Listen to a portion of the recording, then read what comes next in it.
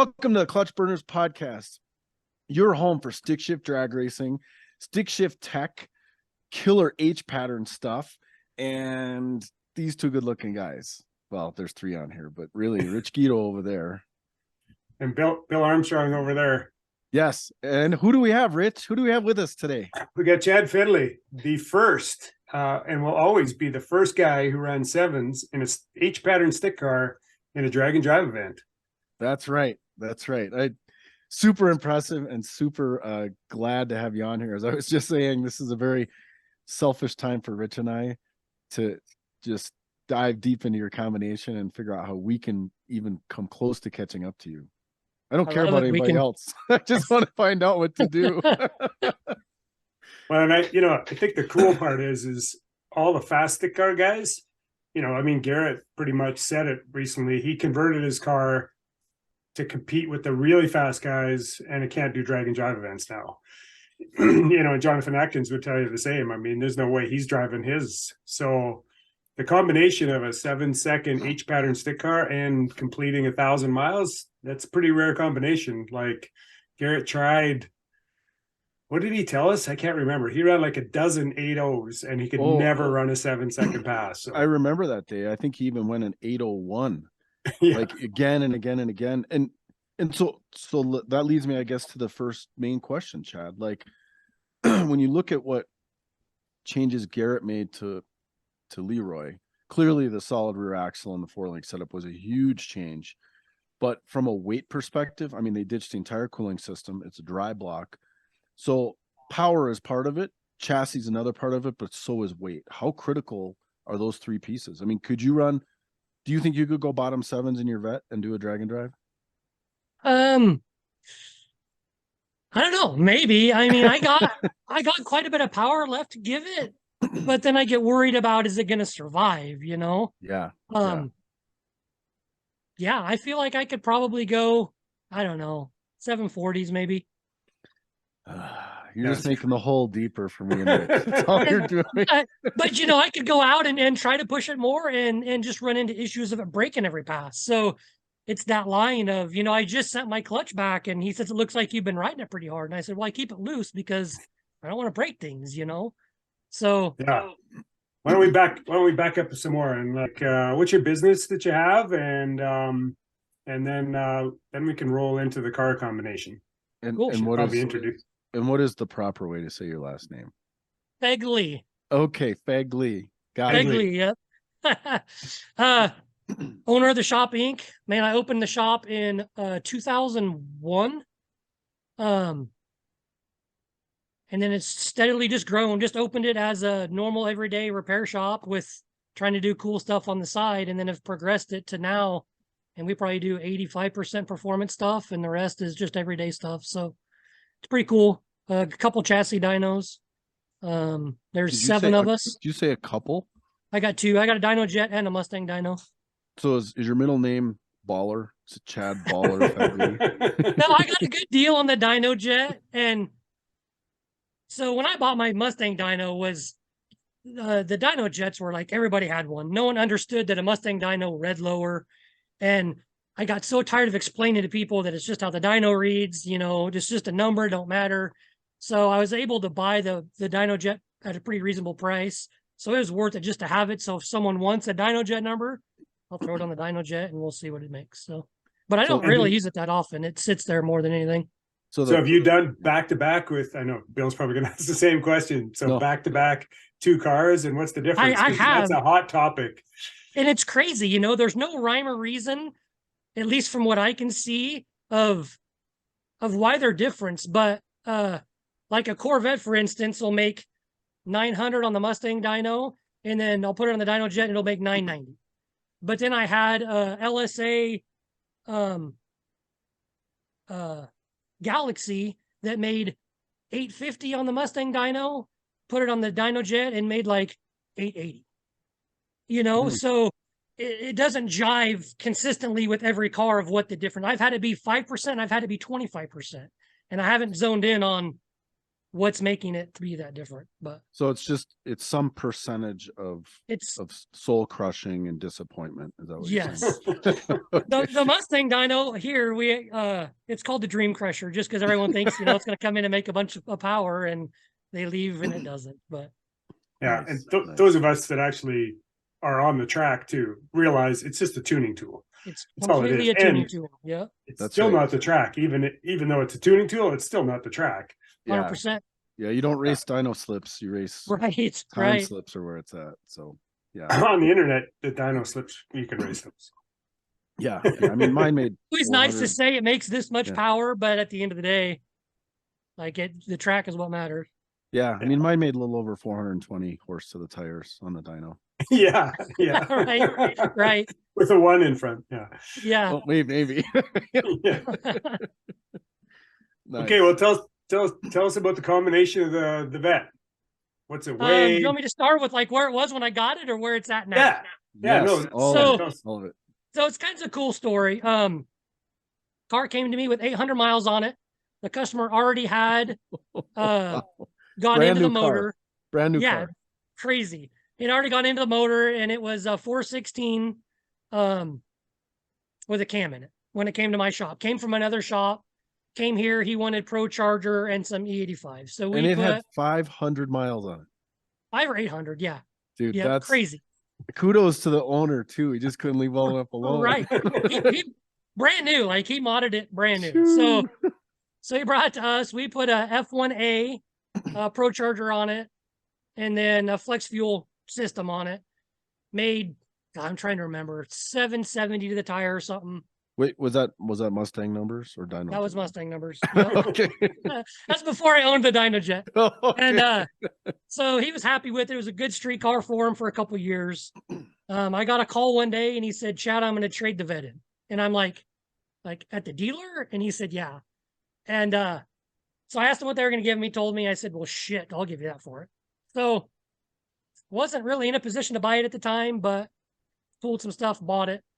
And then like the day that I bought it, I thought I was going to flip it. And then as soon as I sat in it, I'd always wanted a C6. I'm like, no, we're going to keep it. So Dude, it's gone through a couple.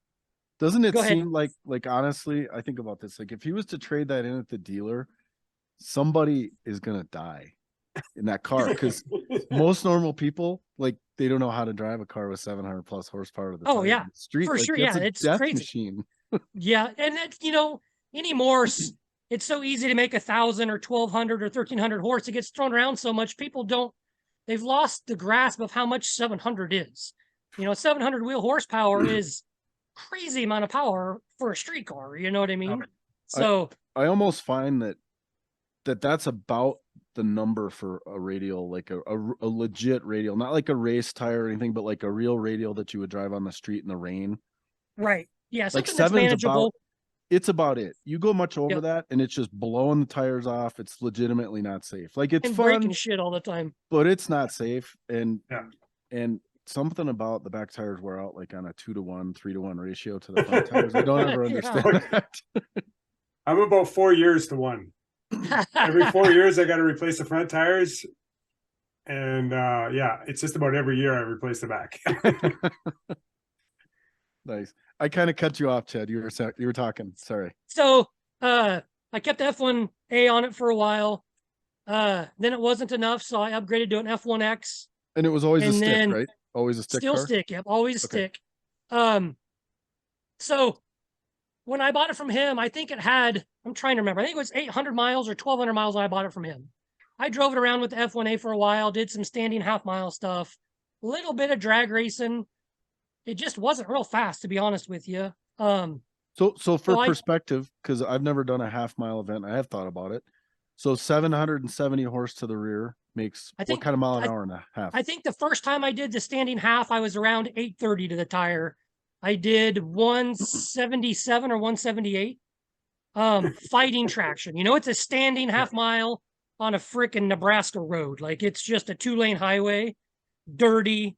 I don't think I was able to floor it till third gear, but it was fun. Yeah. Scary as shit. Like, it's seriously like just trees and everything on the side. Like, anything happens, nice. it's Yeah. I don't do it anymore because it's scary. But That's a different kind of guardrail. yes, it's nuts. So put the F1X on, did coilovers, just fought belt slip, like was always just fighting belt slip with the blower, like trying to make boost, which it made a ton. With my F1X, it made 38, 39 pounds of boost. Holy crap. Oh my God. Yeah, just nuts. And the this belt was was on- slipping. That's really weird. And the belt was slipping, yes. So the And one that's on time I finally 80 got the belt not to 85. slip is when I broke my first motor, because I still had the tune-up in it from when it was making like 30 pounds of boost. And I didn't realize it was going to make that much, and made like 39 pounds, and ended up, I had too much timing in it and split 2 cylinder walls. But that was still the stock LS3 block, you know? And this was So that's when I upgraded. E85, right? 85, yeah. So that's when Wow. I upgraded to the LSX block. Put better heads on it, 6 bolts, so I could do what I needed to do. But I kept the same rotating assembly that was in the LS3 because I didn't have a whole bunch of money. It was a good, good crank rods and pistons. So I just dumped all that into the 416. Tried to make that F1X work. I think the fastest I went in the 8 with that was like 620s, 630s, still with my diaphragm clutch. Just fighting belt slip. It probably looked a lot like, It did. Yeah, or it would spin. Like first gear, I always thought was like a half a second long because I was always just shifting so fast. I was breaking belts on the 2-step, just all kinds of stuff. So I finally just took the Procharger off. I'd been wanting to go turbo forever. So I dove in, put the turbo on it, made all the stuff, and it was the best thing I ever did. This sounds like a progression of someone else I know. Yeah, I was the same, Chad. I actually went, the motor that's in the car, I went NA, went like 1050s a drag week in 2013. Went through a bunch of other garbage with some other motors, then went Procharger, F1C, same thing. I would take the belt off because I drove it all the way from Canada. And it was pretty good, but trying to think how fast I was going, like high 9s. And then same thing. Once I went to the turbo, the streetability of the car, everything got better. Fuel economy. I mean, it made probably another 500 horsepower and got way more streetable and better fuel economy. It was stupid. It was like, this is definitely the way to go. And for sure, you didn't have the old ladies on the corner covering their ears while you're idling, and that Procharger is making that god awful whistling noise. But the race valve open, and it's obnoxious. Well, what's an interesting thing? I always think this is interesting, Rich. Is talk about on the same boost level, how much more power it made with the turbo versus the Procharger. Yeah, we did that. It's been a while. Same as Chad. It's like, I got to think about that. But it was like, I think we figured it out, and it was like 200 horsepower or something to drive that blower to get the same boost level. Like it was ridiculous, ridiculously inefficient. I mean, I think launching it was actually easier because it was so heavy and so much torque, and it was very consistent that way. Unlike a turbo car where you got to kind of dial it in every time, but I would never go back. Never. So, how long has the turbo been in yours then, Chad? This is the 3rd season now. So I put the turbo in, and like you said, like I put it on my dyno and made like 1200 wheel, which is what the blower made, but I made it at like 20 pounds or something. The blower was at 38, like it was just crazy, like just night and day difference. But I also changed, like when I went to the turbo, I made the headers, so they were different than what was on it. So it's quite a bit of change, but like you said, night and day difference, easier to control the power. I can dial it in when I want it. Then I decided, so then the next year over the winter, I now had this turbo on the car and a combination that could make a bunch of power, but I had a rotating assembly that I didn't trust. So that winter I did much better internals to where I feel like now I can just give it as much as I can give it and see what happens. And when did you go to a faceplated transmission? I still had the blower on it when I did that.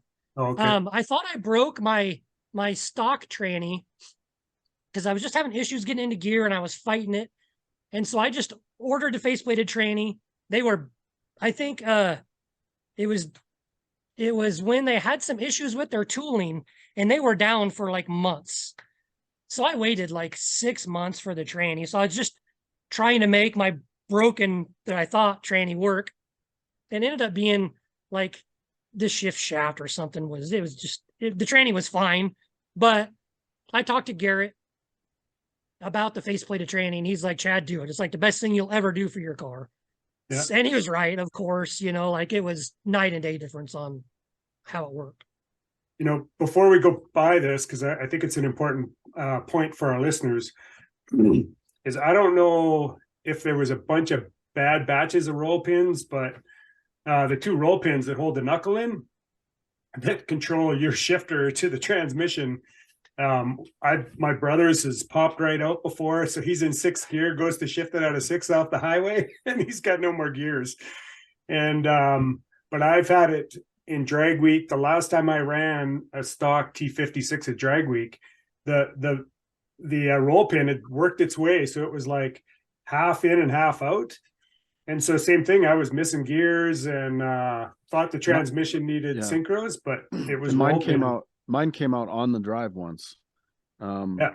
It was last year or the year before, but fortunately I can take the top of my tunnel off and it was a super quick fix. But yeah, I'm glad you brought that up, Rich, because there are 2 different styles. There's, if you can see my incredible diagram, there's the C, this is my handogram. There's a style of roll pin that's like a C, and there's one that's a coiled piece of spring steel, and the coiled spring steel is the one that you want. And I gave Rich a bag of those. I ordered some and sent them to him. I think I have like 50, so hit me up. It's a bag of 50, yeah. Got plenty. But yeah, if you're ever going through the transmission or anything, it is worthwhile changing those. They're inexpensive, and it's just good peace of mind, because if you don't have a car where you can take the top of the floor off, you got to drop the transmission to do that, and that's what we had to do on my brother's car. Yeah. So the tranny in my car is no fun to work on. So yeah. So are you still traditional Corvette position? Yep, I will never change it. If it's going to be a Corvette, it's going to be the way it is. Oh wow. Oh. Okay. So you're still independent rear end? Yep. Oh, impressive. Very impressive. Yeah, I've seen Garrett change his when he doesn't have a body on it, and how much work doing the clutch or something is. So I can't. And now that I did my chassis and put the 25.2 in it, it's even worse because the number 1 bar has to go across the car, right? So you used to be able to drop all that straight down. Well, I got bars there now. So the torque tube has to stay in the car, and then you have to pull the diff off, then the tranny out, then the torque tube out. Oh. It's a mess. Man. I did myself 0 favors when I did that. And so when did you go with an adjustable clutch? And which one? Black Magic, and it's been a couple years. Like I said, I think I did that the same time I put the turbo on. Okay. And it's been another game changer for sure. Oh, yeah, totally. And so the first time you put that clutch in and went out and made passes with the turbo, how fast were you going? I don't get a lot of time to race, right? Like I'm always working, and I built the car exclusively for race week. Like this is what I want to do race week. And I'm always, I try to be prepared, but it always seems like I'm working on the car up till like a week before race week, right? So I'm trying to think back now. I don't think I had many runs on it, if at all, before, because back when I was diaphragm clutch, I was just on big slicks. But I knew on race week I wanted to have radials on it. Yeah. So we put radials on it, went to the track, and just tried to dial in the launch at the track with the radials with the slipper clutch. And I want to say that was the first time I had the whole combo in. And I knew I'd be okay, because if I can hook at my home track, I can hook anywhere. So we made it hook at the home track, and that's where we're at.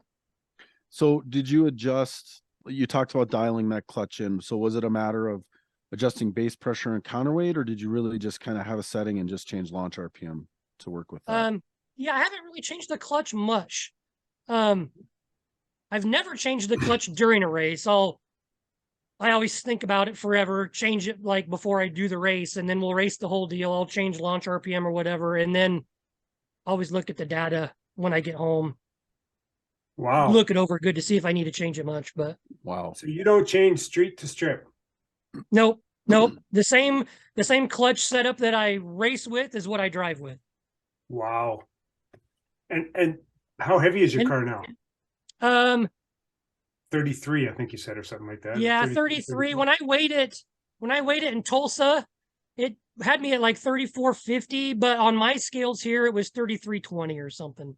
That's, you have Mustang scales? Not Dyno. I got really old, like pro comp scales that hopefully they're right, but okay. Nice. Interesting. That's pretty amazing. For a couple of reasons. Part of the reason that Bill built the Bankshift Billy is because he didn't want to be adjusting his clutch. So we won't talk too much the fact that you didn't adjust yours for the whole the whole event. But for me, I have to tighten mine up on the street. The combination of 4,000 pounds towing a trailer and then trying to launch without breaking stuff at the track. I mean, I take pretty much all my base pressure out and leave the counterweight on. So mine slips pretty hard too. In fact, I just got my clutch back from KL2. So I just sent mine off. So oh, yeah. And when I'm driving, I can, like, if I'm in fifth or sixth gear going pretty slow, like I can slip the clutch cruising. I have to be careful.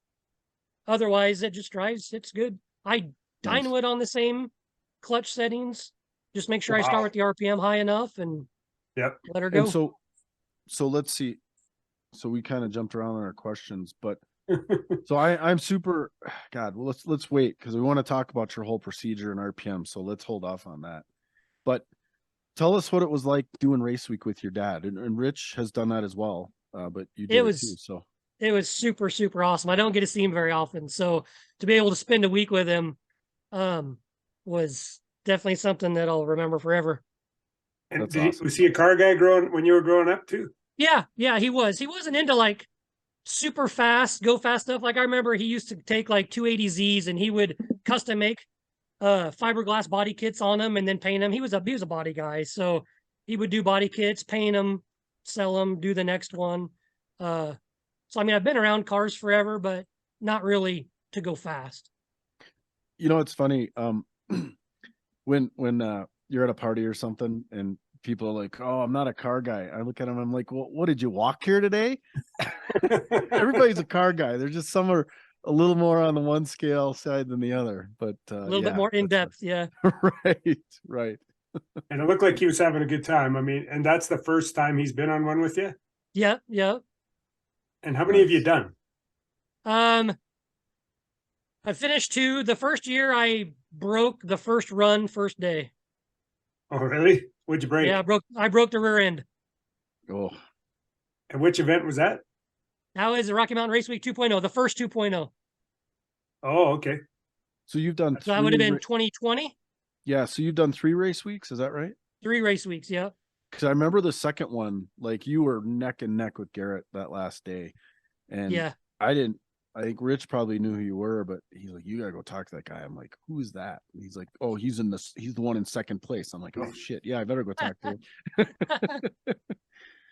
him." So yeah, that was pretty sweet. So yeah, drag and drives in general, you've done 3 race weeks. Have you done any drag weeks or sick weeks or anything? Nope.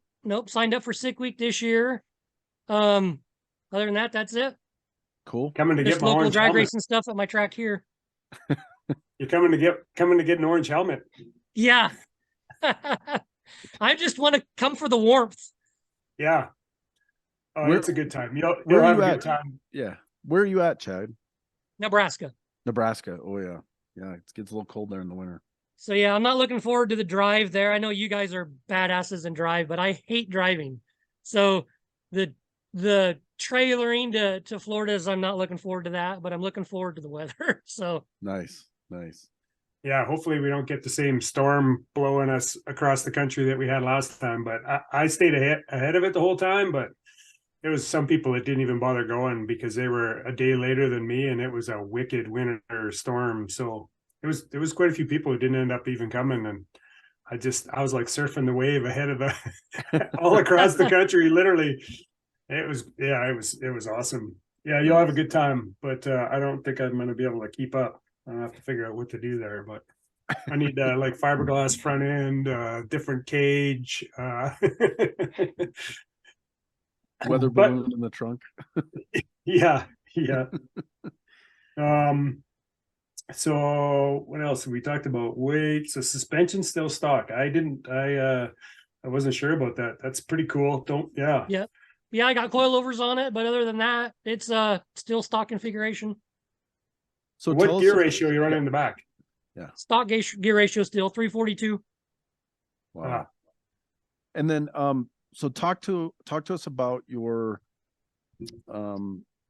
process, burnout, launch, RPM, kind of how you select all that, like your launch RPM. Because I know with the slipper clutch like Rich has, that's super important because the higher the RPM, the more the counterweight comes into effect and the clutch hits harder and all that. So talk about that. Educate those of us not running a slipper clutch. I don't know how much I can educate. Like I just figure it out as I go. You know, like I have a set launch duty that I try to hit for boost, and I noticed on race week this year, I was really bad at maintaining that. I didn't sit on the two-step long enough, get the boost good enough, so then it would launch at low boost, which wouldn't hit the tire hard enough, and then it would spin.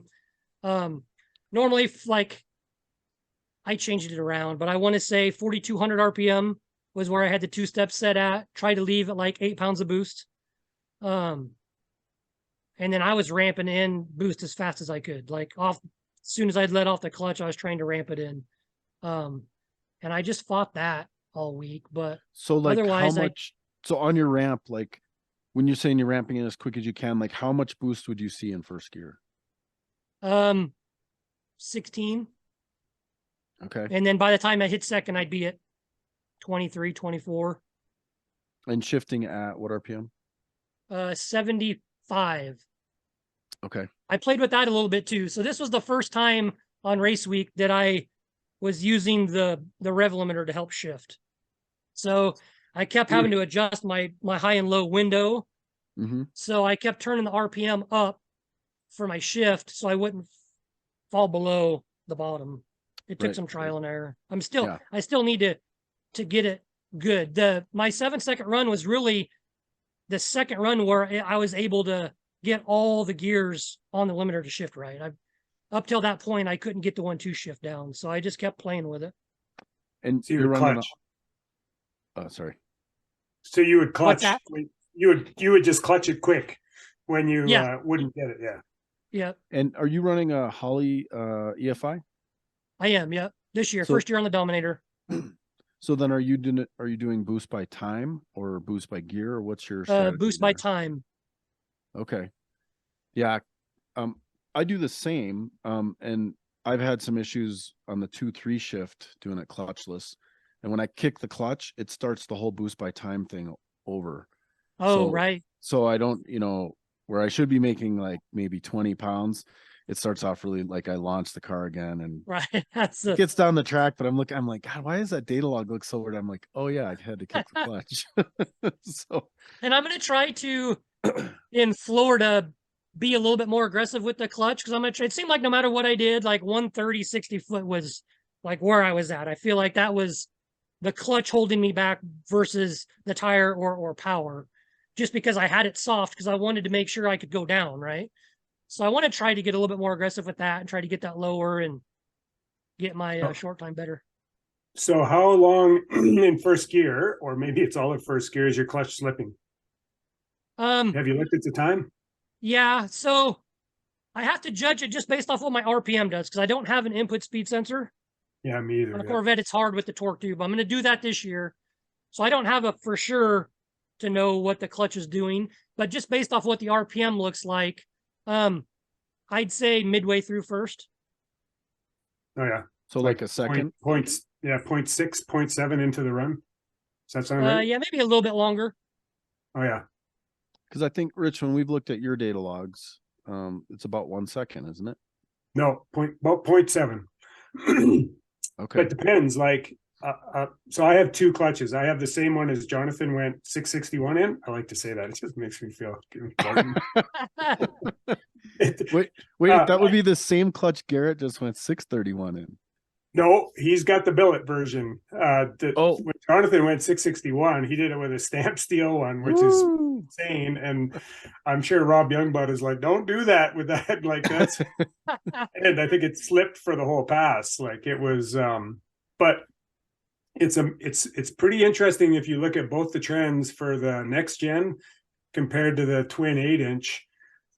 The twin 8-inch, it actually launches and spikes a little bit, and then I would say it converters for a while where it'll sit at like 5,600 and only climb to about 5,700, and it'll do that for 0.4 of a second. The first couple times I was confused. I'm like, what's going on? The car is pulling super hard, but the RPM isn't changing. And when I broke my transmission in Noble, I actually shifted it too early because I don't know, my brain was saying the RPM should be going up, something's going on. And but my next gen, it actually kind of rises and slipping and then eventually locks up at half and then accelerates quickly. So I'm going to see when I'm in Florida too with the radials if I can hit it harder and get it to do the same thing, because my 60 foots were coming down pretty good with the twin 8-inch. Yeah, big time. Like that one that you broke, Rich, I think we kind of figured you would have been in the 1.3s because you did 141 and it broke like 40 feet out, right? Yeah, 1.29 into the run, it broke and coasted to a 141 60 foot. So wow, it's always the best 60 foots that things don't go well, right, Chad? Like every time, it's like, oh, if I could have ran it out, it would have been So talk a little bit about the chassis, and again, just being selfish because. Can I back him up before we go off? Yeah, for sure. Clutch pedal switch. So where do you release your rev limiter?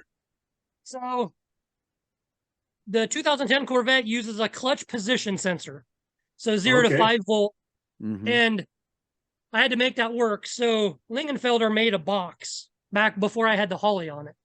Lingenfelder made a box that would take that 0 to 5 volt signal, turn it into an on-off signal, and it was adjustable. You could adjust where that point was at. So I used that box when I was on my MegaSquirt to trigger on-off clutch switch. On the Holly, I just left that pedal position sensor on, and I just give the 5 volt signal to the Holly, and then I made a table in the Holly to convert it to on-off, and then that's the clutch switch. So I just have it all set up that way. So doing that, then you can change that engagement point of the switch based on the voltage, correct? Correct. Yeah. Okay. Super adjustable. Okay. Nice. Yeah, that's great. Like I know when I've been talking to Kale, what he, and I hopefully I was listening appropriately, is that he wanted the RPM limit released as soon as the fingers or the throw bearing was just coming off the fingers, or just as the clutch was fully engaged. So you wouldn't take a run at the clutch. Is that about where you have yours too? Or is it probably before? I haven't gotten that in depth into figuring that out yet. I feel like probably the weakest part of my run right now is the whole on the two-step launching. Like when I'm racing, like I need to figure out how to bump in, right? I fought that, and yes, getting all of that set. I think I probably have too much pedal stroke right now. Just haven't had enough time to figure it out. There's so much there, hey? Like it is so critical. Like your run can go so much different, and you're right. I mean, I don't bump in either. Like I have a line lock on my steering wheel because I had it on my shifter for a while, and then realized that I was screwing things up with that. But so yeah, I won't go wide open throttle until I light both both beams, and then I'll go and I can build enough boost in like 2 seconds that usually I'm okay. But I was going to put a brake pressure switch in so that I knew how much front brake pressure I had, and then I could at least get a little bit more RPM and get closer to build and boost. But it's pretty tricky because, man, when you let the clutch out, it bump you right through the line, and then you're screwed, right? So, Rich, you said something that I thought was different than you'd said before. So Cale doesn't want you to take a run at the clutch. Is that right? Nope. He wants you to be on the rev limiter until and so I'm a mechanical throwout. I'm not so I can literally just take my return spring off and my pedal will go right to where the fingers or the throwout touches the fingers. So right at that position is my understanding is where he wants you to release the two-step. So the clutch is fully engaged, and then it lets the RPM go. Interesting. Okay. Yeah, because I know in my setup, mine is set right when the pedal comes off the floor.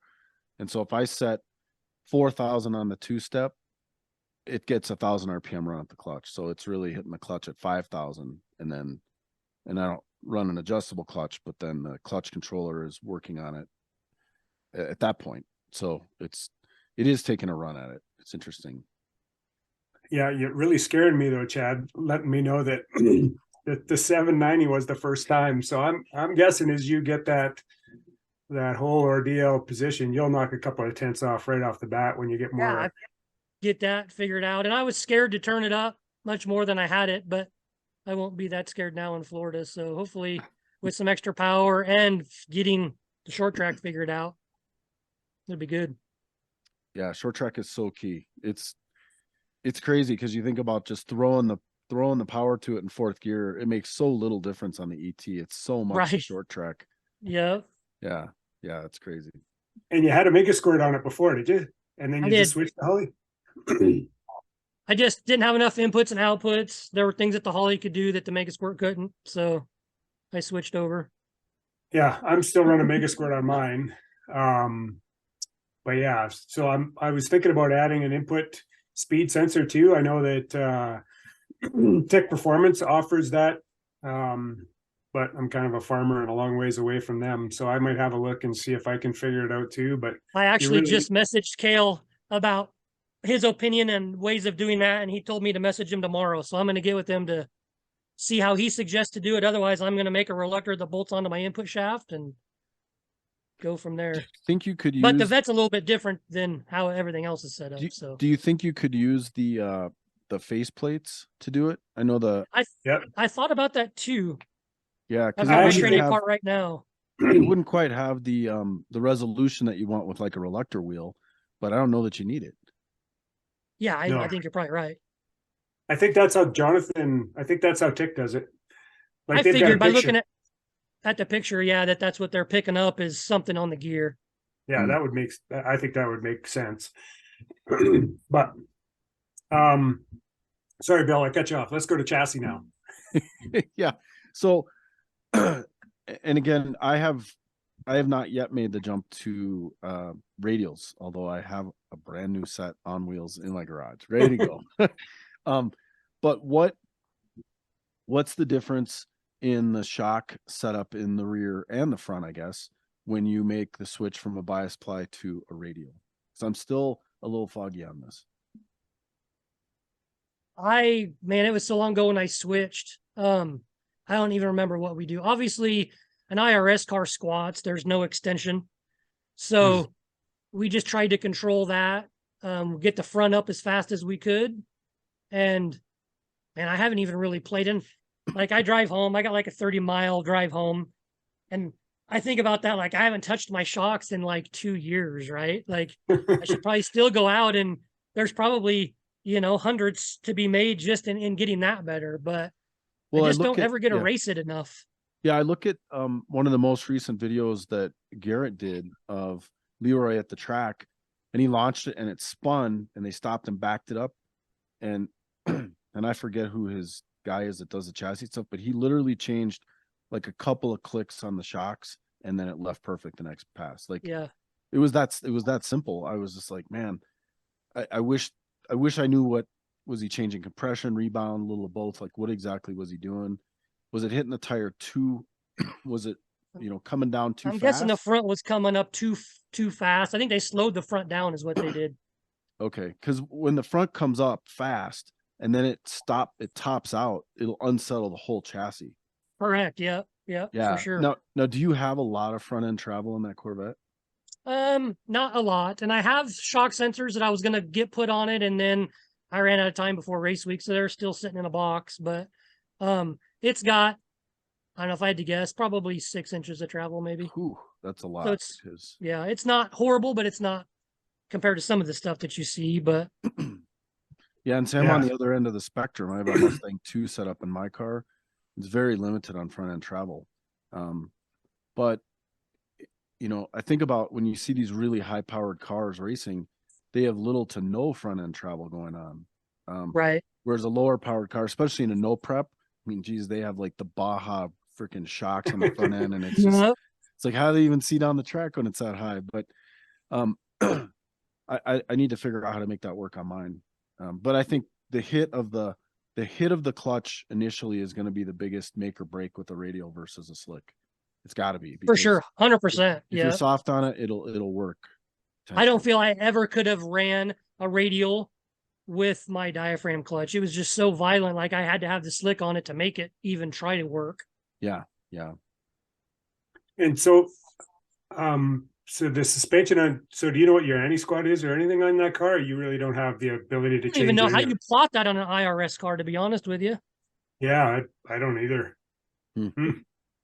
Interesting. I know I did a bunch of measuring and talking to a bunch of guys with GMA bodies in order to figure mine out. And the first time out, I was super happy. Like I basically tightened the front right up, full tight on compression and almost full tight on extension, but like 3 clicks from full. And then in the back, I tightened the compression right up so it wouldn't bounce the tire off the ground.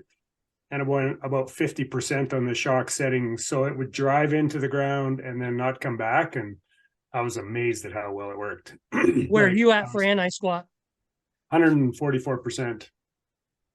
Yeah. Okay, talk about that.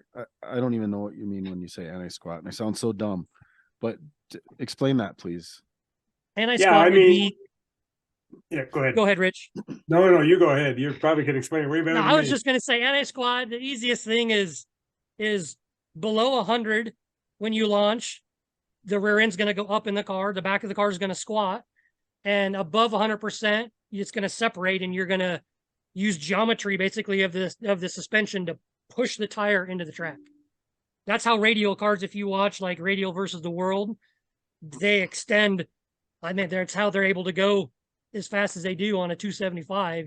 Just they're using so much force pushing the tire into the ground to help keep it planted. Yeah, Jonathan's is probably the best example of that. Like that thing was you saw him go by Garrett with it beside Garrett, and his ass ends way up in the air and just driving that tire into the ground. And Garrett's latest videos of Leroy show really good on how it extends as it's going down the track. Like you can just watch it from the back. Yeah. Gain 5 inches or whatever. Yeah, it is super cool. Like when it's the video of him, you can see the tire right over his shoulder. It's great. Right. Yeah. Huh. Okay. So anti-squat. So you've had that clutch in that car for 2 years? 2 years, maybe 2 years. Yeah, 2 years. So it's the first time you've had it freshened up? No, second time. Oh, okay. And that's a six finger deal, I'm sure. Yep. Yeah. Oh yeah. So you must have the same next gen as I do. Is that what yours is, or is yours the Defiant? No, it's next gen. Okay. Yeah, same one. Same one I'm running then. Nice. Talk to us about horsepower wars. Horsepower wars was interesting. So it was so weird. I was sitting like I am today watching YouTube a couple years ago, and I stumbled on Horsepower Wars, the first season, and I watch it, and I'm like, man, this is freaking awesome. And then I happened to see that season 2's coming up, and they're taking applicants. So I messaged Joey Heichel, And he's like, dude, it's crazy that you even say that. Joe just talked to me about wanting to do that. And I'm like, freaking awesome. So we got a team together and submitted our videos, and turned out that they were using the internet to choose the third team. You had to vote.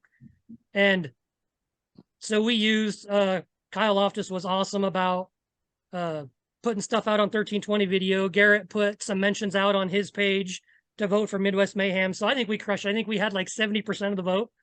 So that was pretty awesome to get into that. So the experience itself is good and bad. So the concept of the show is awesome, right? Build this car, 10 grand.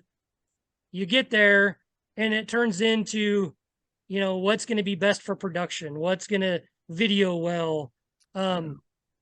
You know, they didn't really show the technical stuff of building the car, which was kind of a bummer. So that kind of sucked, but the experience of doing it with the guys, the people that I got to meet, was just amazing. And then of course, now that Joe's gone, having that experience with Joe, like it's something that'll never be forgotten, you know? Yeah, totally. Yeah, I just recently watched him, and because I didn't realize you were on there, and it's such a, it is kind of a small world, all the car guys, and I'm like watching, I'm like, that's Chad on there. That's pretty cool. And how did you guys do? It was a good time. It was fun. We killed it during the build. We were the only team that really was ready to go. We were ready on like day 8. Then the fire happened, and it destroyed the whole makeup of the whole show. They all got to rebuild their cars. The production team fixed one of the cars. Like it was just, yeah. I don't know how much of it I should talk about, but it was, we got to the racetrack in Georgia, and it wasn't really about competing anymore. With Joe gone, it was about just getting down the track, but we sucked. We went out there and knocked the tires off first round, and that's all she wrote. Luckily, with the fire going on, we made the deal with production that everybody got to keep their car. So we have Junkyard Dog. It's at Joey's house. It's been fighting us for years, but we try to get it out whenever we can. Yeah. Well, and yeah, there's some cool cars come out of that. I don't have a shirt for you, but yeah, but I mean, for sure. Beer money. I mean, he's still out there kicking ass in that car, you know. It is, yeah. It was at PRI. I think the first time I went to PRI, it was there, and I didn't really know much about it. And then I watched the show, but yeah, some pretty cool. It's funny, you know, like I watched season 1, and I'm like, you know, Lyle's an asshole. Like I watched the thing, and I'm like, he's just a dick, you know. And then you get there and you meet him, and he's like such a sincere, nice guy, but has this persona that, like, you know, like you can tell when the camera's on him. Just awesome people all around. The Aussies were awesome guys. Like it was just cool to meet people in the field that you normally wouldn't get to meet. Yeah, totally. Yeah, I enjoyed it. I mean, I watched.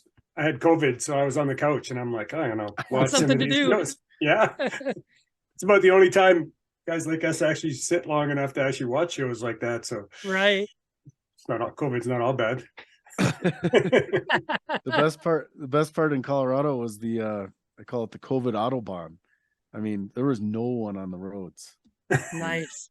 I remember going into Denver one day to work, and there was me and 2 other people on the road, and it's quite possible we saw triple digits on our speedometers for quite a while. That's right. Nothing you'll ever see again, right? No. As far as the people on the road. That's right. It was awesome. So, but yeah. Another one that we missed. Do you have a G meter on your car? I do not. I need to get it on there. I have the G meter. So before Race Week 2.0, man, with putting the chassis in it and then getting the motor back in, putting the Holly on, like I was on the dyno the night before we left. Like I ran out of time getting stuff done. So, and I didn't even think we were going to go. I heard it on the dyno and we went anyway. So I was pretty happy. Run a 7 on a hurt motor. Wow. What'd you do to it? So I put the Holly on and I wired it with the 8 main injectors and then used 4 outputs to drive the other 8 injectors. And I didn't know, as I was dynoing and turning the boost up, everything looked good. About I think it was the first time I got to like 22 or 23 pounds. That's when I started pulling the spark plugs to check them. Pulled the plugs. I get to number 7 and the strap's gone. And I'm like, uh-oh. I mean, the other plugs looked perfect, you know, like didn't even have timing mark on them. Get to that, strap's gone. I'm like, what the hell? So as I'm pulling plugs out, I'm like, I wonder what number 4 is going to look like, because that's the companion. Those 2 injectors are on the same injector driver. So I get to number 4 and the strap's gone and the porcelain's broke. Oh no. So I'm freaking out. So I pull the rest of the plugs. They all look beautiful. Do a compression check, and number 4 is down like 35 pounds. My dad had just left home driving. So I call him. I'm like, I don't even know if we're going to get a go. Like, he says, well, I'm already driving. I'm just going to come and we'll hang out for the week. I'm like, all right. So took like an hour off, ate some lunch, came back, took the rockers off so I could check the valves to make sure I didn't tulip any valves, and they were all still good. Did another compression check, and it was better. It was only like 25 pounds down. Put my bore scope in, and I could see the top of the piston was just beat to hell from the porcelain. From the porcelain, yeah. But I'm like, screw it. Well, it's making whatever. So I put it back together, did another run on the dyno, made the same power that it did.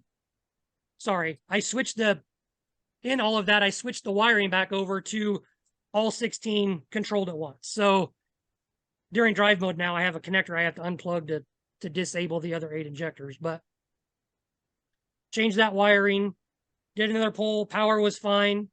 So I finished doing that, and we loaded it in the trailer and headed to Oklahoma. So I was kind of stressed the whole week about pushing it too hard with that piston like that. And you won. And I won, yeah. 2 years in a row. Yeah. So, right. So 2021 was the first one that you finished. Correct, yeah. And really, I went into that one to runs 8 at every track. Didn't expect that I was going to turn it up that much, and then it did. So it was running 8s, like 860, I want to say.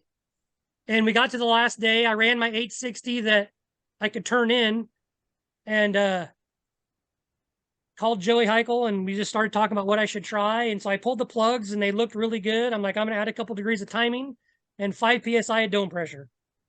So I added 2 degrees, 5 PSI of dome, went back out and ran 820. Like, it picked up like 12 mile an hour. Like, it was nuts. I was like, holy crap. So I gave it another 5 PSI dome, and that's when it went 809.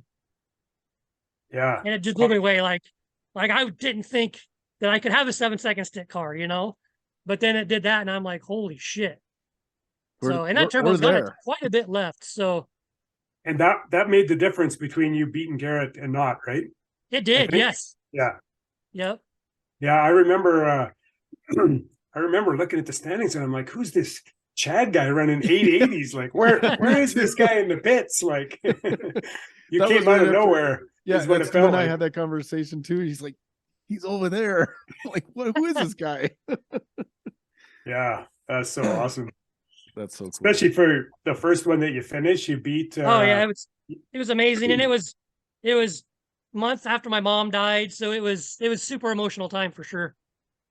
Oh wow, nice. Yeah, and I mean Garrett, like, he had been 760s or something in Leroy, right? But just couldn't make it happen at the track. Drag and drive, yeah. Yeah, and so he struggled. Like, he was, yeah. All I knew is I wasn't catching either of you, but I was staying ahead of somebody else. Who was that? Now it's flipped around this year, Rich. I'm trying to catch up with you. Well, yeah. I have my Florida trip. Well, it'll give me some time to try to dial in the radials for sure. And so I would like to get closer. Yeah. One thing we neglected in the last podcast, we talked about Oklahoma and all the carnage you had. You broke your transmission, broke your rear end, and our buddy Trevor blew up his motor. What we forgot to talk about is when I got there, and we got the car turned over, and I went to go adjust the front shocks. I looked up, and the whole frame on the front of the car was broken. Yeah, those pictures were crazy. What? And fortunately, I had a buddy, Travis Cannon, has a shop. It was only about 6 miles from the track, and we ran the car down there, and we C-clamped everything to get the crack, to where you couldn't even see it, and he welded it back up and came back to the track and made a pass or 2 or 3. I don't, just I made enough passes to lose, and and that was it. But yeah, it was yeah, we had a bit of carnage between the 3 of us that weekend. It was pretty cool. Yeah. So, yeah. And Chad, did you see what I broke in my transmission? I don't think so.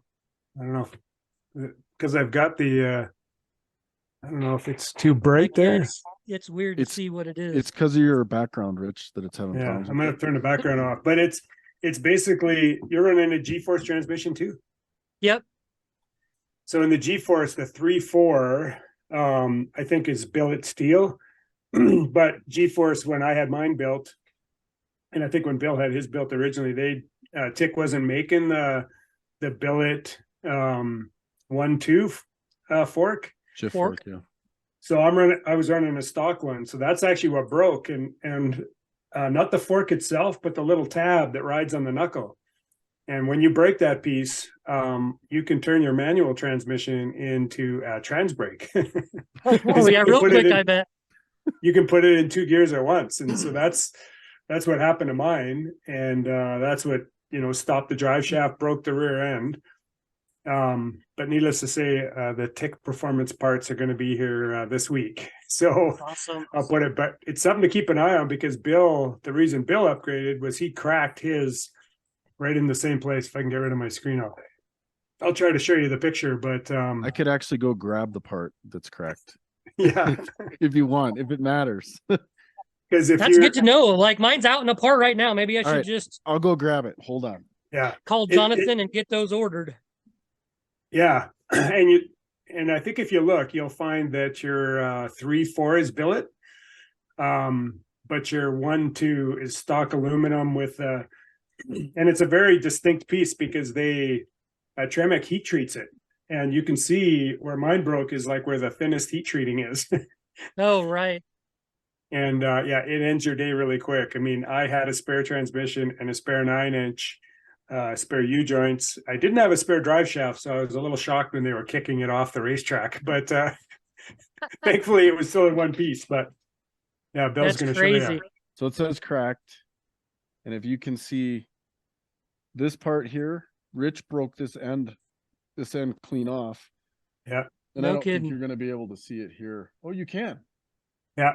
There's a crack right there. Yeah, you can see it. Right in the top. It's cracked. And Rich's eagle eye actually picked that out when we had to tear my transmission down for something. And then we had to rob it out of another transmission that I had here. But yeah, now I have one of the Tick ones. And it's actually really nice, because this stock one, it has shift pads here and here. The Tick one has a third one here, and it's a pretty nice, super nice piece. And this, I don't know what you call this piece here, but this is like cast into the stock one, and on the Tick one, it comes out. Interesting. That's called a weekend ender right there. Oh, the weekender. Yeah. Yeah, the weekender. Yeah. So yeah, it's a good idea to check that out while you got your transmission apart, because for sure that will yeah, it works good. Are you guys running spray bars and stuff? Yeah. Yeah, we're both running his front plate. No, they don't make one yet for the Corvette yet, do they? They don't. He was in the process of making one. We had chatted back and forth, and then the last time I talked to him, he said that they kind of abandoned it, he thought. So I'm just in the process now of putting in a couple fittings to keep some oil, because I had to end up putting a new 4th gear in it, new counter shaft, some bearings and stuff. So hopefully get some lube up there. So for a while, other than that, it's just a stock. Yeah, for quite a while, I ran a Liberty face-plated T56 Magnum with stock case. Well, they're all stock case, but the stock front plate. And the Magnum has, I don't know about the Corvette one because I'm not super familiar, but the regular ones, they're already drilled and tapped for those lines. You just take the plugs out. And I had a sprayer on that, and I had zero problems with it. I mean, it's not nearly as fancy as the spray bar deal, but it was, you figure when everything's going and you got lube spraying in there, it's going, you would assume, everywhere. But that worked pretty well. That worked pretty well. I have a little video on my YouTube page because I was playing with different orifice sizes for that sprayer, And what I ended up being was the perfect, it was just weird. The perfect size ended up being, you know, the little ferrule that's on a brake line that you Yep. always forget to put on when you flare the brake line. Right. So one of those threaded perfectly into the fitting, and that orifice ended up being like the perfect size. Like that worked really well. Interesting. Yeah. Yeah. So That's I don't know bigger if- than I thought it would have been. I think I just drilled mine to like 45 thousandths or something. So I'll have to maybe open that up. yeah, and I did different sizes. If you go to that video, it shows it on there. Kind of, and Okay. I I think did I it remember with, watching that video. I'll have to go back and look. yeah, I did it with gasoline because I figured when the fluid was pretty hot, it's going to be a lot thinner than when it's cold, Right. but probably not as thin as gasoline. So it was somewhere in the middle. But I mean, if the pump is moving volume, you want it spraying, and it was spraying, but you also want to try to get as much volume in there as possible. So For I tried to sure. find that middle ground. That's what I came up with. So Interesting. Yeah, so you don't have any spray, you don't have pump at all from the back to the front right now. No, no. wow. Yeah, it'll give you some more longevity for sure. Yeah, definitely. I know Bill and I both, like, I turn mine on at like 2,500 RPM, so it's not on the street. It literally only runs at the track. Gotcha. Yeah. Yeah, that's what I was planning on doing with what I was adding. Yeah, mine comes on at 3,500. So when I'm on the two-step on the starting line, it's already spraying. Gotcha. Gets a head start. Right. And for those listening that don't know, how fast, what was the ET and mile an hour and 60 foot on your and 8th mile? Might as well give us the whole darn time slip on that pass if you remember. God, let me look it up to get all the specifics. So I want to say that it was I He's probably looking have for- a picture of it I too. bet he's looking for a picture. You probably do. And Rich, you're like quick draw with finding pictures on your phone. I don't even know where I put it, to be honest with you. It was 794, 178, 131, 60 foot. Man. And God, it was a 526 or something. Oh yeah, Wow. that's awesome. Which the run right before that, when I hit my boost cut, probably would have been like a 780 or something. It was a 519 eighth. Mm. It was Figures. cooking. Yeah, yeah. Wow. Those are the passes that never come together all the way, or very Right. rarely. Yeah. Yeah, that's awesome. And it's crazy that it goes like, I think it went like 8003 at 160. So it was like 24 mile an hour down. But like you were saying earlier, you know, because it just reverted to wastegate like in fourth gear. Yeah. So it lost a ton of mile an hour, but it didn't lose much ET, you know? So it's crazy how that works sometimes, but Yeah, definitely. So what else is going on? And I think I might have seen a YouTube video with you and some silver Camaro or something too. So you have a couple of cars. I have a big tire Camaro Yeah. that I built last year. That was kind of my therapy car for building when my mom died. I went and bought that and just sat in here over the winter and built it. It was pretty fun. When I originally got it, I had thoughts about putting a stick in it. Okay. But I called Jonathan. Well, I didn't call him. I messaged him and I said, what can we do? H-pattern stick shift, but like, do they make good cases for me? He says, no, they're all pretty much stock case now because that car, you know, it's open tranny. So that kind of killed that. But because I was just thinking it was a super light car. It would be fun with stick shift because I'm so used to my heavy Corvette, but nothing compared to what you guys run with heavy stuff. But yeah, it is interesting. I don't see, except for Jonathan, when he painted the whole underside of his car blue, I'm not really aware of case failures on those things. Is that being a weak point? Are you guys? no, I haven't seen it either, but when it's right next to your legs and open there, it's scary, you know? Yeah. Because, you know, like right now, it's got a Turbo 400 with a reed case, and it's just like if you watch Street Outlaws, all their stuff, the training's just there, you know? Yeah. There's no housing over it at all. Yeah. So, and I've had one tranny blow up on me in my life, and that was scary. Oof. So we have a couple of questions here from audience, and these will be people from Stick Shift Nation. So what is the combination in beater bomb and how fast has it gone? anything that comes to the beater bomb, my lips are sealed on. You'll have to call Joey for that. I learned my lesson long ago on that car. Okay. Zip is the word. Okay, so what features does a Holly have that the MegaSquirt didn't? And I think you answered this. It was just the volume of inputs and outputs. Yep. Just volume of inputs and outputs. The closed loop on Holly, I feel, is superior to MegaSquirt just on how fast it can react. Mhm. But MegaSquirt is an awesome ECU. I still sell them. I still work on them. It's just dependent on what the person wants, you know? But at the end of the day, the Holly can do more. There's more stuff that you can do yourself. Like you can make advanced tables and stuff. It's just all harder to do with a MegaSquirt. Okay. Rich, you want to go for the last one there? Yeah. Do you do anything to build boost on the line? Did you pull timing? I've tried it all, but kind of like you were saying, surprisingly with the 102 turbo, it builds boost really fast. So I don't really have any boost building strategies that I use all the time because it doesn't need it. I just get on the two-step and let it do its thing. Do you know what the timing is when you're on the two-step? Does it go down to I like would 5 have to degrees look. I want to say, I don't know, 14 or 15 maybe. Oh, wow. Wow. Okay. Interesting. So I know mine's 5 degrees, and I changed my buddy Ted's to 5 degrees, and now he scares children. And now what Yeah, do you I do, was Bill? much more aggressive with the MegaSquirt. I think I was at 0. Oh yeah. And it's awesome. People love it. Like, you know, it's noisy, but it's super hard. My exhaust is aluminum, and the two-step always breaks the mounting points on them off. So I was trying to tame it down so I wouldn't have to re-weld those all the time. I guess I might need to check into that because I recently got that working on my car and I'm actually at -5 degrees and it's a full exhaust and it's blasting flames out the very back. Oh yeah. But if that's It's pretty awesome. aggressive on aluminum, I may need to maybe take a little bit out of there. So Chad, who's going with you on sick week? My wife is gonna go. Oh wow. She went with me on the first time we went, and then she stepped aside so my dad could go this year.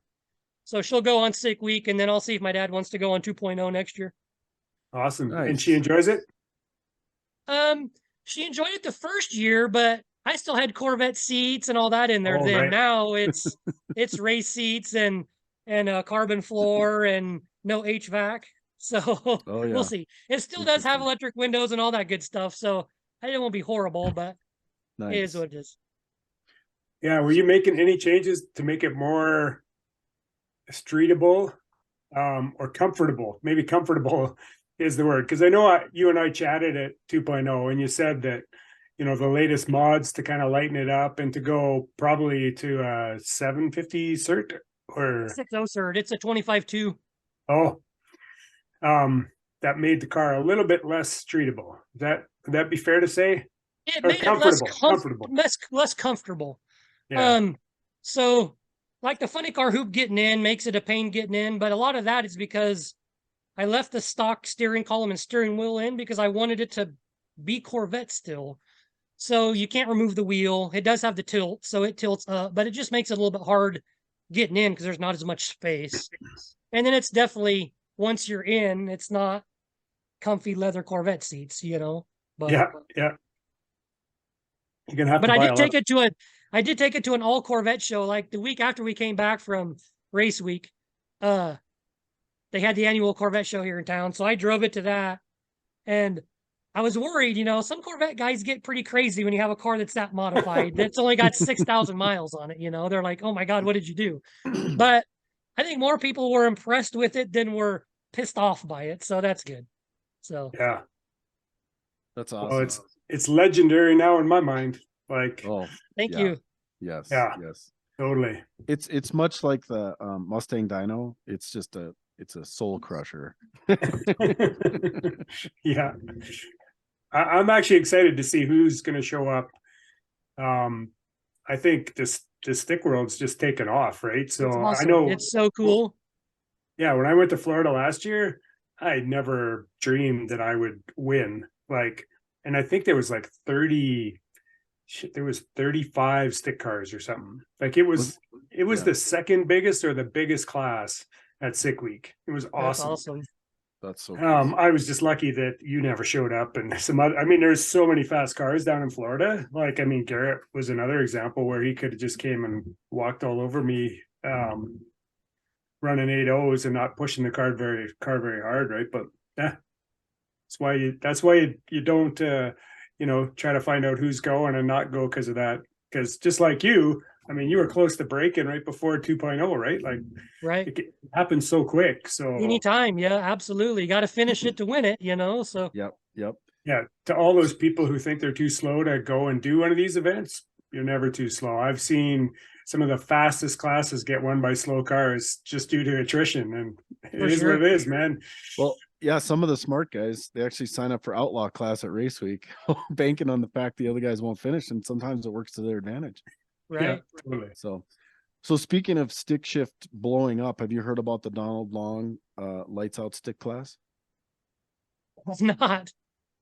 No? That's a thing? Yeah, I Just guess there was announced it today. He was announced it throwing today. No feelers out. kidding. So that should Interesting. be, yeah, I actually heard about it from Travis and Rich. I hadn't even heard about it before we jumped on here tonight. So do you know That'll any be more about it? awesome. Yeah, do you know more about it, Rich? No, he threw the teasers out, and then I know Jonathan Atkins made a post or something there too. So it definitely looks like it's going to be an 8th mile H pattern class. So Nice. that's probably for all Chris Moore and Jonathan and a bunch of those guys. I mean, the top 10 fastest stick cars now, I think the slowest one's 7:30. Like, it's ridiculous. Right. Yeah, it's crazy. It's nuts. It's just Wow. not right. But So should we jump Just into in the general, though, with what Yeah. cars can do now, like back in 97 when I was drag racing, I had a Cutlass that ran 1090s and it was like fast, and it was a full on race car, like race gas, trailer to the track, run, gets hot, you got to let it cool down. Like, it's just crazy what we can do now with technology. It's just awesome. What a time to be alive, Yeah. how Totally. fast was that car? My Cutlass ran 1090s. Yeah, right. It's just crazy. Yeah. I don't know if I've told this story on here yet, but that's my favorite thing to do. Is my track's about an hour away, and some people from around this region they drive up too, so I'll pass them to win their race car, and then I'll go faster than them by quite a bit. By a And lot, then, yeah. And then on the way home, I'll pass them again. That's awesome. And you can just see them; they're just shaking their head, thinking that guy's crazy. Yeah, it's crazy. That's right. But yeah, So that's what you do when you drive a stick. Yeah. That sixth gear is awesome. Yeah. So Rich, should we jump into the TKO round? Yeah. Do we need to give him a little info on what that means? He'd probably figure it out, but we should give him a little info. All right. So there's this really great company called Tremec, and they made a transmission called a TKO, and it's a 5-speed transmission. So we have 5 questions we're going to ask you that we ask every guest. So we'll call it the TKO round. Gotcha. Rich, you want to go first? Should we draw straws? Sure. What's the first car you owned / modified? 1967 Firebird. Still have it. Really? It's cut up in pieces right now, but I still have it. Nice. Are you going to keep it Pontiac? 100%. I'm a Pontiac guy. I got a Pontiac tattoo on my back. Like, I'm Pontiac through and through. Really? Yep. Oh, we're definitely friends, you and I. All right. Well, So we'll talk more about that later. Heck Yeah. yeah. yeah. So second gear, what in your opinion has been the biggest technology change to move our sport forward?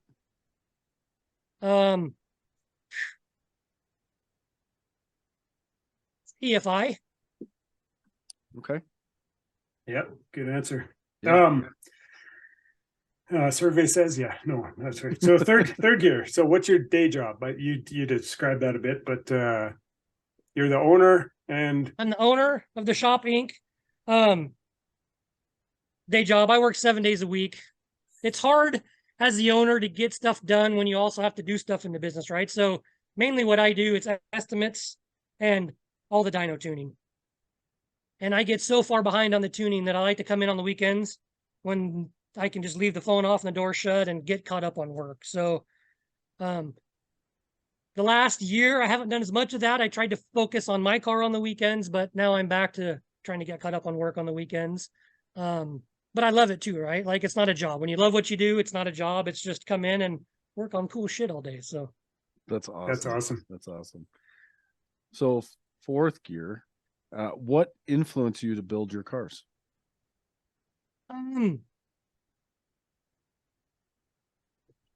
That's a good question. I would say, right around the time that I got the Corvette and doing stick shift was when I met Garrett. I was doing the unicorn car for Kyle Loftus, all stick shift stuff. We had a really big stick shift no prep class at my local track. So that's probably what got me into keeping the stick and wanting to run the stick versus just going out and getting a small tire automatic car. Okay. Awesome. Okay, we're going to go into first overdrive here. So what, in your opinion, is the secrets to stick shift racing? I think it's every racing, right? Just got to be prepared. Like, I try to make sure I have all my I's dotted, like just everything done that you think can be done, and then watch what the fast guys are doing. Like, I don't know how many times I watched Garrett's videos and Jonathan's videos and texted Jonathan and called Garrett. Like, if people have gone through it, learn from their mistakes, But if someone came up to me and said, I want to have a fast stick shift car, what do I need to have? I would say slipper clutch and faceplated transmission, because otherwise you just break parts. Yep. Perfect. Yeah. All right. So now we're going to jump to the other Tremec gearbox, which is the T56, and it has a sixth gear. So this is our sixth gear bonus round. What advice would you give to someone getting into this sport? Just be realistic with what you want. I talk to customers all the time. They come in and they either want to build beyond their means or progress into their means and end up spending 4 times as much money as they would spend. And if they just waited a year, sit out and just do it right the first time, like, just do it. You know what I mean? Yeah, it's interesting you say that, because I've talked to lots of people that, they're gonna get rid of the 5-speed. I'm gonna go to a 6-speed, and I'm like, dude, just get a faceplated one right out of the gate. Just do it, because you're gonna spend twice as much. Yep. And they get the synchro one, and then it's cool because it doesn't break like the 5-speed did. But then not too long after that, then they're like, oh, I think I'm gonna build a faceplated box, and it's just like, you don't want to say I told you so, but right. Yeah, just got to be realistic with what you want, and just, be informed on what it is. Do research so you know what you're getting into, because you can spend a lot of money on stuff you don't need if you go about it wrong. Yeah, I was the same way. Like I can make my stock training work and then ended up with faceplated training. I can make this clutch work, ended up with slipper clutch. I can make non-bead locks work, end up with bead locks. Like, sometimes you just got to learn, admit that I was wrong. And yeah, it's funny, when I first met Rich, which would be Drag Week 2013, and I was following him, I had to ask him, like, why does your transmission sound broken? Like, every time you try to hear this big bang bang, he's like, oh, it's faceplate. I'm like, what the heck is that? And I was relatively new to the stick world, honestly, because I put a stick in my car to do Drag Week, and then he kind of educated me on it. And then it wasn't long after that, I destroyed the synchros in mine and got a faceplated TKO 600. And then when I made the jump to the T56, I went right out of the gate. I got a faceplated box. yeah, So yeah, it's just so night and day difference on how they work. It is. And honestly, on the street, you double clutch it, it's no big deal to drive on the street. Right. I would agree. So, yeah. I think your answer to number 5 there is so true. And I think both Garrett and Jonathan said the same. Like, for anyone listening to this who's thinking about making the step, I mean, all the stick guys are so reachable and so friendly, and will give you all the advice. And I mean, we haven't had one guest on here other than I talked about beater bomb, where it's like, I can't tell you that, right? Like, all the stick guys will give up all of their secrets and any tips, because the reality is, even when you have all that, there's still a steep learning curve to driving these things, right? So For sure. But I mean, I've had lots of people reach out even since we started doing this podcast looking for advice. And I'd say, yeah, bring it on. Like we'll help anyone we can because we want more people in this fantastic sport. So Hell yeah. I would agree. Yeah, definitely. Well, let me put a huge thanks out to Stick Shift Nation for hosting the podcast. You can now find clutch burners on not 9, but 10 different platforms. And if you'd like to see the Clutch Burners podcast continue to grow, head over to stickracing.com, grab a Stick Shift Nation shirt, hat, or a sticker. And let me show you, I'm not wearing it tonight, but we do have these awesome Clutch Burner t-shirts on the back. And if you want one of these, we'll take some pre-orders for those and get those going as well. And also Clutch Burners shirts will be live today. So if you, like I just said, if you want to grab one of those, go to stickracing.com. And there's also a Cyber Monday sale going on over there. Use the code StickFriday22. I think we'll put it in the podcast, like right there, before December 1st, and you will save a little bit on your order as well. So enough. And so if people want to follow you, Chad, where can they follow you? Yeah, give us all your goods. YouTube. Gosh, really, I'm only on Facebook, to be honest. Just my name, Chad Fegley. It's a picture of me and my mom. You can always message me. Any question, anytime. I answer that all the time. Not really on any other platform, really. What's your cell phone number and your credit card number? Yeah. Awesome. Well, Chad, this has been awesome. Thank you so much. This has been fun. Yes, it's awesome. For sure. You definitely expanded. It wasn't hard to expand my mind, but I learned something for sure. So thank you. Yeah, and so stay on the line. I gotta talk to you about changing a GTR over to a LS swap or something. But yeah, stay on the line for a sec. Awesome. All right. Thanks a lot. Thank you guys so much. Okay. Thanks for listening, everyone. Yep. Thank you. See you all later.